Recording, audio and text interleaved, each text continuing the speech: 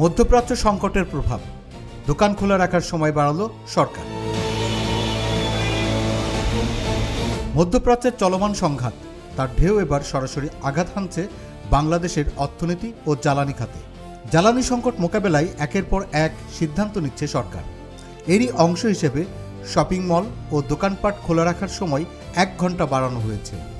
এখন থেকে বিপণী বিতান ও দোকানপাট খোলা থাকবে সন্ধ্যা 7টা পর্যন্ত। রবিবার সচিবালয়ে সাংবাদিকদের এ তথ্য জানিয়েছেন বিদ্যুৎ, জ্বালানি ও খনিজ সম্পদ প্রতিমন্ত্রী আনিন্দ ইসলাম অমিত। তিনি বলেন, দেশের সামগ্রিক অর্থনৈতিক অবস্থা এবং ব্যবসায়ীদের জীবিকা বিবেচনা নিয়েই সময়সীমা পুনর্নির্ধারণ করা হয়েছে।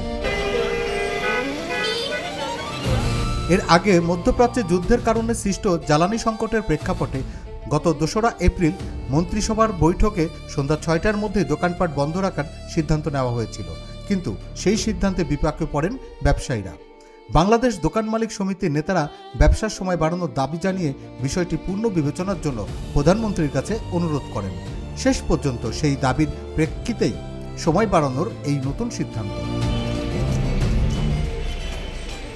বিশ্লেষকরা বলছেন, মধ্যপ্রাচ্যের অস্থিরতা দীর্ঘস্থায়ী হলে বাংলাদেশের জ্বালানি আমদানি, বিদ্যুৎ উৎপাদন এবং সামগ্রিক অর্থনীতিতে আরও চাপ তৈরি হতে পারে।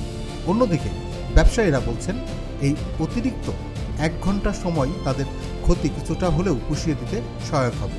তবে প্রশ্ন রয়ে গেছে, সংকট যদি আরও গভীর হয় তবে ভবিষ্যতে কি আসবে আরও কঠোর সিদ্ধান্ত? Desk report, infinity Bangla.